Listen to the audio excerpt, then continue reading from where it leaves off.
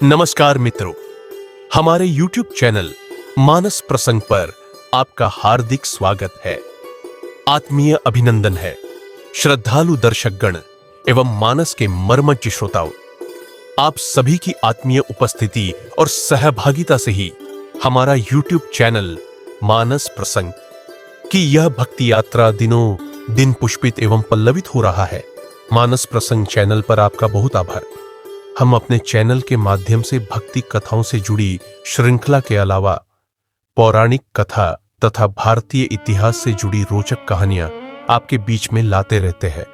यदि हमारे चैनल से जुड़े आपका कोई सुझाव हो तो अवश्य बता दीजिएगा, क्योंकि आपकी प्रतिक्रिया हमारे लिए मूल्यवान है। आज की यह वीडियो मित्रों मीराबाई की जीवनी से जुड़ी कृष्ण भक्ति पर आधारित है। अगर आपने कभी सच्चे प्रेम और भक्ति की ताकत को महसूस नहीं किया तो एक बार मीराबाई की कहानी जरूर सुनिए। एक रानी जिसने दुनिया ठुकरा दी सिर्फ अपने गिरधर के लिए। अगर भक्ति में दीवानगी देखनी हो तो एक बार मीराबाई की कहानी जरूर सुनिए। आज की यह वीडियो मीराबाई की वेदना, विरह और भक्ति पर आधारित है। वीडियो छोटी है, कृपया कोई भी पार्ट स्किप मत करिएगा। अब आ जाते हैं आज की वीडियो पर। मीराबाई का जन्म राजस्थान की धरा पर जिला पाली के कुड़की गांव में ईस्वी सन 1498 के आसपास मेड़ता के राजपूत घराना में राठौर वंश में हुआ था। उनके पिता रतन सिंह एक साहसी कुशल योद्धा थे। बचपन से ही मीराबाई के मन में आध्यात्मिक चेतना और भक्ति की भावना प्रबल हो गई थी। मीराबाई के बचपन में घटी एक घटना की वजह से उनकी भगवान कृष्ण की भक्ति अपने चरम पर पहुंचा था। बाल्यकाल में एक दिन उनके पड़ोस में किसी धनवान व्यक्ति के यहां बारात आई हुई थी। सभी महिलाएं अपने बच्चों के साथ छत पर खड़ी होकर बारात के नजारा का लुत्फ उठा रही थीं। मीराबाई भी अपनी मां के साथ बारात देखने के लिए छत पर आई हुई थी। उस समय उनकी उम्र लगभग 4-5 वर्ष की रही होगी। बारात में दूल्हा को देखकर उनके बालमन में एक सहज भाव जगा। आखिर मेरा दूल्हा कौन होगा? बचपन का स्वभाव बहुत ही चंचल होता है। जिज्ञासावश बातों ही बातों में अपनी माता से पूछा कि मेरा दूल्हा कौन है। इस पर मीराबाई की मां ने उपहास में ही बातों में विनोद करते हुए भगवान श्री कृष्ण की मूर्ति की तरफ इशारा करते हुए कह दिया कि यही तुम्हारे दूल्हा हैं। मां की कही हुई यही बात मीराबाई के बाल मन में एक अटूट गांठ की तरह बंध गई और उसी दिन से मीराबाई के मन में कृष्ण भक्ति का भाव जगा और कृष्ण को ही अपना पति समझकर पति के रूप में देखने लगी। समय बदला, स्थिति बदली और बदला मीराबाई के उम्र के पड़ाव, पर मीरा के मन में भगवान कृष्ण की भक्ति नहीं बदली। दिन ब दिन उनकी कृष्ण भक्ति मन में गाढ़ी होती चली गई। मीराबाई भगवान कृष्ण को ही अपना पति मान चुकी थी। वह विवाह नहीं करना चाहती थी, पर परिवार वालों के आग्रह पर मनाने बुझाने पर जैसे तैसे अधूरे मन से ही सही विवाह के लिए राजी हो गई। मीराबाई का विवाह बचपन में ही लगभग 15-16 वर्ष की आयु में मेवाड़ के राजकुमार भोजराज से हो गया, जो महान योद्धा राणा सांगा के पुत्र थे। विवाह के पश्चात वे चित्तौड़गढ़ चली गई, परंतु उनका मन सांसारिक जीवन में नहीं रमा। मीराबाई के जीवन में खुशी शायद विधाता को मंजूर नहीं था। मीराबाई की मां वीर कुमारी का सर से साया उनके बाल्यकाल से उठ चुकी थी। कुछ समय पश्चात उनके पिता रतन सिंह की मौत हो जाती है और फिर विवाह के कुछ वर्षों के उपरांत उनके पति भोजराज भी युद्ध के दौरान वीर गति को प्राप्त कर लेता है। इस तरह से उनके पति की मृत्यु पश्चात उन पर दुखों का पहाड़ टूट पड़ा। वह हर तरफ से अकेली पड़ जाती है। मन में भगवान कृष्ण भक्ति और गाढ़ी होती जाती है। मीराबाई के जीवन में परिस्थिति इस कदर करवट लेती है, मीरा के पास खोने के कुछ नहीं रहता। मीरा का गिरधर ही सब कुछ रह जाता है।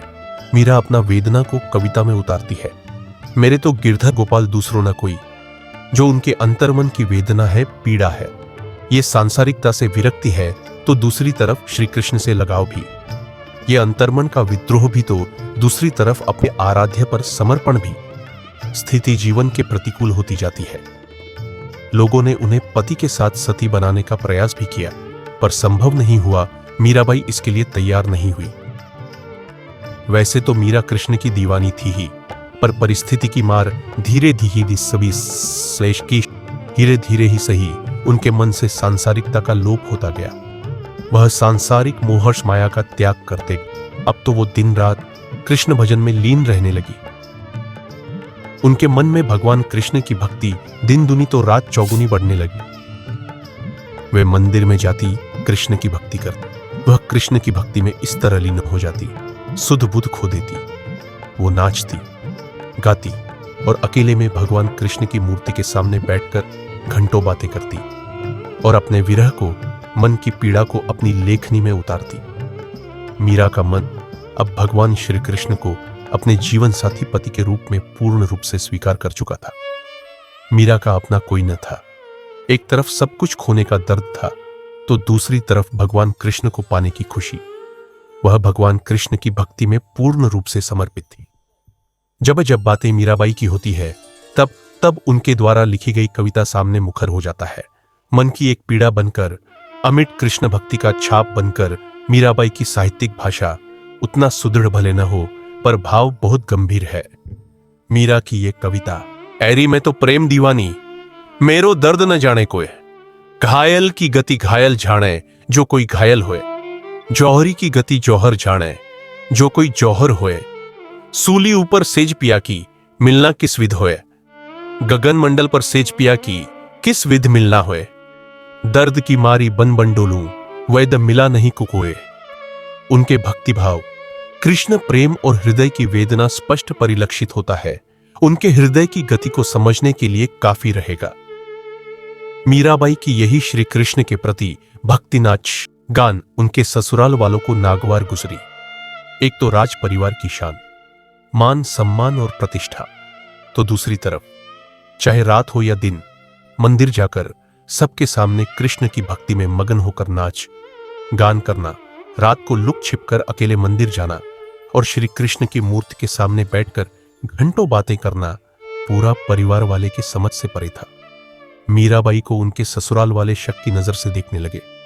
उनकी ननद ने उन पर यह आरोप भी गढ़ दिया कि वह रात के अंधेरे में लुक छिपकर मंदिर के बहाने अपने किसी गुप्त प्रेमी से मिलने जाती है और उनसे घंटों बातें करती है। वो राज परिवार का मान सम्मान को धूल में मिलाने के लिए भक्ति के आड़ में काली करतूत कर रही है। इस बात का पड़ताल हुआ। मीराबाई को मंदिर में अकेले में भगवान कृष्ण के साथ बैठकर घंटों बातें करने की बात सामने आई और यही सब बातें दिन ब दिन मीराबाई के जीवन को कठिन से और कठिन बना दिया। उन्हें तरह तरह की यातनाएं देते। कई बार लोकलाज के डर से मीराबाई को जान से मारने का प्रयास किया गया। कई बार मीराबाई के ससुर महाराज राणा ने उन्हें विष देकर जान से मारने की कोशिशें भी की, पर हर बार उन्हें मात खानी पड़ी। विष का प्याला पीकर भी मीराबाई की मौत नहीं हुई। नियति को कुछ और मंजूर था। विष ने भी अपना जहर का त्याग कर दिया। जाको राखे साइयां मार सके न कोई। मीरा का तो साक्षात मुरलीधर गिरधर गोपाल थे। भगवान श्री कृष्ण की कृपा से बार बार बच गई। एक दिन समय ऐसा आया मीराबाई घर छोड़कर वृंदावन चली गई और फिर बाद में द्वारिका चली गई। वहां जाकर साधु संत महात्माओं के साथ सत्संग किया। मीराबाई ने अपने व्यक्तिगत जीवन के अनुभवों को भक्ति के साथ जोड़ा। उनकी रचनाएं केवल एक कविता नहीं बल्कि उनके आंतरिक संघर्ष और अनुभवों की कहानियां हैं। जीवन की वेदना पीड़ा संघर्ष है और विरह की कहानी है मीराबाई की कृति। रचनाएं आज भी जनमानस के मन में अमर है, जो विरह की और सगुण भक्ति गाथा का जीता जागता उदाहरण है। जब बात आती है कृष्ण प्रेम की या फिर श्री कृष्ण की अनन्य प्रेयसी की तो राधा के बाद नाम आता है मीरा का।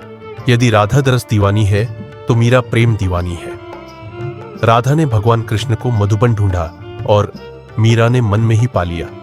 युगों को युगों तक भगवान श्री कृष्ण के नाम के साथ अमर रहेगा मीरा का नाम। राधा ने भगवान श्री कृष्ण को पाकर भी अपनी जीत नहीं मानी, वही मीरा ने कभी हार नहीं मानी। यही है मीरा का अद्भुत प्रेम शक्ति। हमें मीराबाई की कृष्ण भक्ति सिखाती है। भगवान तो सहजता में मिलते हैं और उन्हें पाने के रास्ते कठिन है, और भगवान मिल जाए उन्हें सांसारिकता की चाह नहीं रह जाती। मीराबाई की मृत्यु के संदर्भ में ऐसा माना जाता है कि मीराबाई ने अपने जीवन के अंतिम समय द्वारिका के रणछोड़ मंदिर तक में बिताया और वहीं श्री कृष्ण की भक्ति में लीन होकर अपना शरीर प्राण त्याग दिया। एक कथा के अनुसार वे श्री कृष्ण की मूर्ति में समा गई। हालांकि 1546 में द्वारिका गुजरात में हुई उनकी मृत्यु का सही विवरण इतिहास में स्पष्ट नहीं है, लेकिन यह जरूर कहा जा सकता है कि उनकी मृत्यु भी उनके भक्ति मार्ग का ही हिस्सा थी। आज तक मीराबाई की रचनाएं एवं उनकी कृष्ण भक्ति जनमानस के हृदय में अमर है। उनकी रचना सहज ही दिल को छूती है, विरह की एक अलग कहानी कहती है। आज के लिए मित्रों बस इतना ही। अगली वीडियो में हम आपको मीराबाई की साहित्यिक यात्रा, भक्ति आंदोलन और समाज सुधार में उनका योगदान के बारे में बात करेंगे। इसे ही भक्ति कथा, पौराणिक कथा एवं ऐतिहासिक कहानियों से जुड़े रहने के लिए, ऐसे ही ज्ञानवर्धक वीडियो प्राप्त करते रहने के लिए हमारे YouTube चैनल मानस प्रसंग सब्सक्राइब करना न भूले। हमारे चैनल को अधिक से अधिक सब्सक्राइब करें।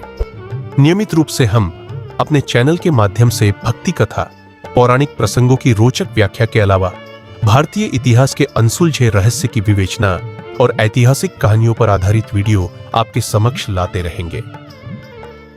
अगर मेरी यह वीडियो आपको अच्छी लगी हो तो लाइक करें और कमेंट बॉक्स पर जाके कमेंट कर अपनी प्रतिक्रिया अवश्य दें। धन्यवाद।